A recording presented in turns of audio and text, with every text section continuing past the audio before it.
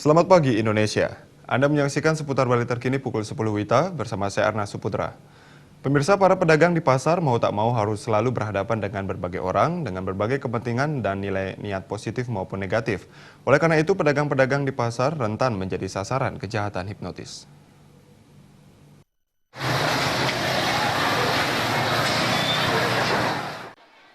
Sebagian besar pedagang pasar merupakan ibu-ibu yang umumnya memiliki karakter cepat panik dan mudah kasihan. Hal ini dimanfaatkan pelaku kejahatan hipnotis untuk diperdaya dan dirampas harta bendanya. Salah satu caranya adalah menggunakan hipnotis atau hipnosis. Menurut praktisi hipnosis Santi Sastra, ilmu hipnosis bisa digunakan untuk hal positif maupun negatif tergantung penggunanya. Hipnosis erat kaitannya dengan pikiran bawah sadar dan keyakinan. Tips menghadapi kejahatan hipnotis adalah mendalami ilmu agama dan mendekatkan diri kepada Tuhan serta berpikir, berkata, dan berbuat baik. Kedua, apabila bertemu dengan orang yang tidak dikenal atau berada dalam situasi yang tidak nyaman dan tidak aman, usahakan mencari tempat dengan banyak orang dan mengendalikan pikiran agar tidak bingung maupun panik.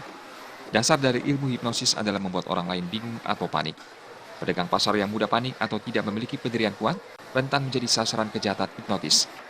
Apabila terlanjur terkena hipnosis, jangan terlalu disesali secara berlebihan, karena akan mengakibatkan trauma psikis akut yang dikhawatirkan sulit disembuhkan. Sekali lagi, setiap manusia mempunyai sugestivitas yang berbeda.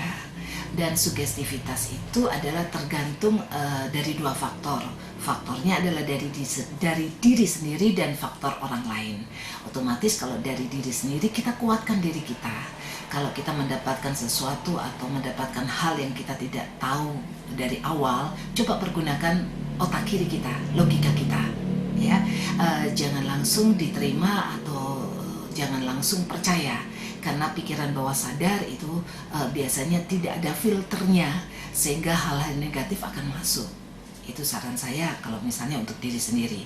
Kemudian untuk faktor orang lain, ya tentu saja kita jangan mudah percaya dengan orang lain yang baru kita kenal. Sekali lagi, selalulah coba memulai hidup atau memulai hari dengan hal yang baik, dengan mulai mengoptimalkan pikiran bawah sadar kita untuk hal-hal yang baik, karena hidup ini adalah law attraction, hukum tarik-menarik. Apa yang kita pikirkan, itulah yang akan kita terima. Pikiran dan perasaan akan menciptakan hidup kita.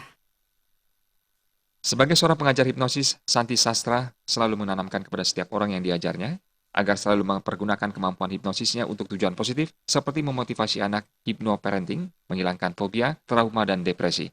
Gung Krisna, Bali TV. Kami akan kembali di seputar Bali terkini 1 jam mendatang. Selamat pagi dan sampai jumpa.